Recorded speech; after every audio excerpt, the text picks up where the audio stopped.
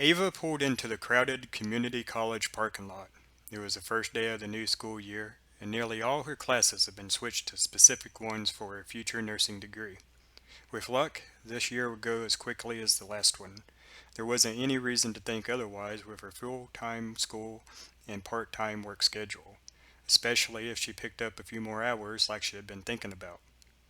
She stopped several times to let pedestrians cross while she cruised for a spot, having to park on the outside of the lot, away from the main building. Normally, she would have parked there for the exercise, but she had to still double check her schedule before finding her first class. Her phone beeped from a message coming through. Jennifer. Where are you? Ava looked around for a landmark. I'm next to the second exit on the right side of the campus. Be right there. Ava shielded her phone from the morning sun and looked up her schedule. Algebra was first on the list. Her least favorite subject would be over and done with first thing every morning. Nor was the teacher too bad from what she had heard around campus. He tended to be forgiving but stern at the same time. People described him as the last person you wanted to disappoint. Jennifer's baby blue Toyota pulled into the spot next to Ava a second later. Jennifer jumped out like a jack-in-the-box. Her shoulder-length hair was pulled back in a ponytail, and she wore her usual spandex, loose shorts, and workout shoes. Muscles rippled in her slim arms and legs. Ava worked out when she could, but Jennifer lived the life in preparation to be a dietitian. I ended up with algebra first thing. Jennifer stretched, loosening up from her ride. Mr. Lispig? Is that how you pronounce it? Ava shrugged. Hell if I know, but I hear he's cool. That's what most people say that's had his class, those that could understand him. Jennifer twisted from side to side. Everyone else failed and hates him. At least we can trade notes if one of us can't catch something, Ava said. Do you still have the recorder you used last semester? Ava smiled and patted the jean pocket. Do you? Jennifer opened her car trunk and slipped her backpack over one shoulder. Of course. They giggled as they hurried across the parking lot to find their first class of the day. The halls were full of lost freshmen trying to find their rooms. Nearly all had the same blank look of hopelessness at the scope of their search, heedless of the fact they had known the place forwards and backwards within a month. At least those who didn't drop out would. Both women knew from experience that a good part of the people milling around their new algebra class wouldn't be around by midterms. They had started to recognize the types more likely to do so. The glassy-eyed guy dressed in black with sunglasses pushed onto his forehead. The talkative woman that spit 2 and 3 cuss words out in a row. The bored cheerleader type that played with her makeup and looked bored. The man in a suede suit that stood in the corner afraid to speak. And some would be sleepers. Jennifer nudged Ava with her elbow. That clean-cut guy's a sleeper. Ava followed her eyesight to a tall, slim man dressed in jeans and a tucked-in shirt that was buttoned to his neck. His back was straight, and he looked around the room as if he knew everyone there. Him? Why? Rich kid. I bet he'll get bored. Probably here for a business major if he can stay away from spending Daddy's money. Jennifer pointed at his bulging back pocket. Lot of money to spend. Cash or charge? I hope not, Ava smiled. Leave, that is. He's cute. Go find out his name.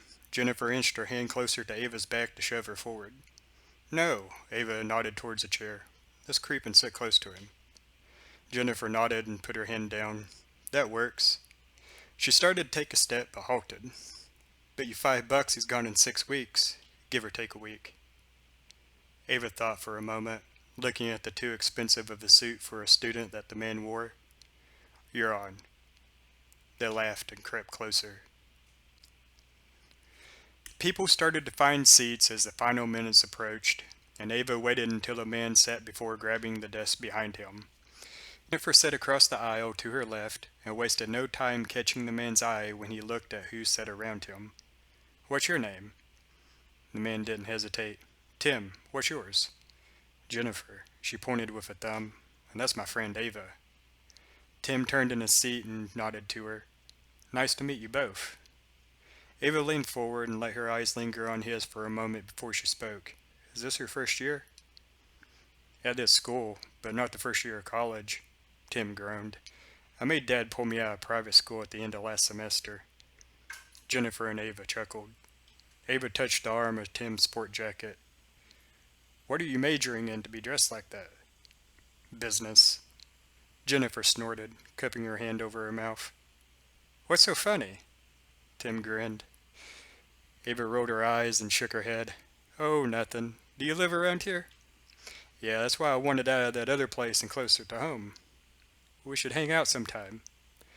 Tim smiled for a moment before his eyes dropped. I'm afraid that I can't. Oh, I'm sorry. I should have asked if you had a girlfriend.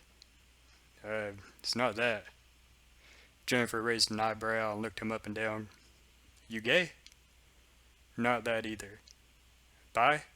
No. Impotent? Ava whipped her head around to Jennifer. Really? Jennifer shrugged. It happens with the chemicals and everything. Tim sighed. Nor that. He rubbed his eyes. Listen, it's hard to explain, so I'll just say it. My dad is crazy. He signed me into a contract when I was 5 to groom me to take over his company. Ava frowned. 5? How the hell did he do that? Well, he got a lawyer to help him. I get 60% of the company as long as I follow the rules. What the hell kind of lawyer would do that? Ava didn't have to fake the confusion that showed on her face. My uncle. Your family sounds lovely, Ava said, but what does that have to do with hanging out? The contract says I can't date in any way, shape, or form until my older brother Wesley is taken.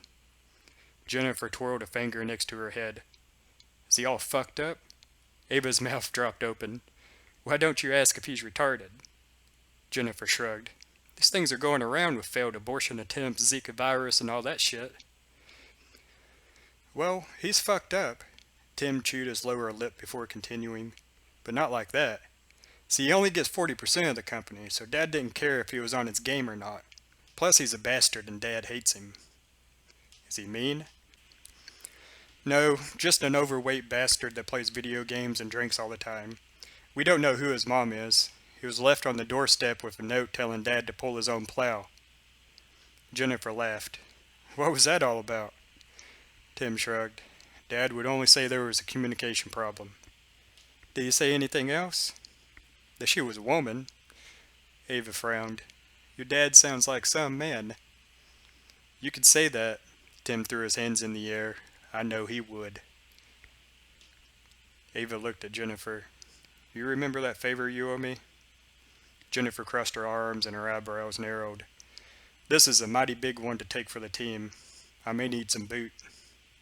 Boot is 40% of whatever this company is. Walk like a man, Tim said. Ava and Jennifer looked at him as one. Huh? Tim rolled his eyes. It's a blog and YouTube channel about how to be a man. He also does lectures. What do you mean, how to be a man? Jennifer typed a name into her phone where she kept notes.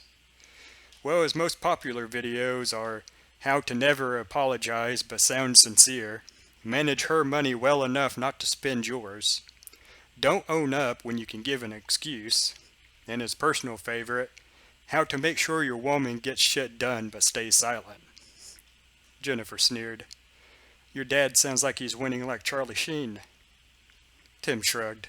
Robert Downey Jr. is who Charlie Sheen would be if he were really winning. I see what you mean.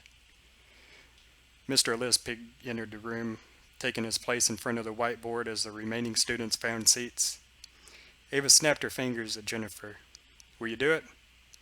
Jennifer looked at the ceiling for a second, thinking and tapping her fingers on the desk. Sure, I like a challenge. Tim nodded.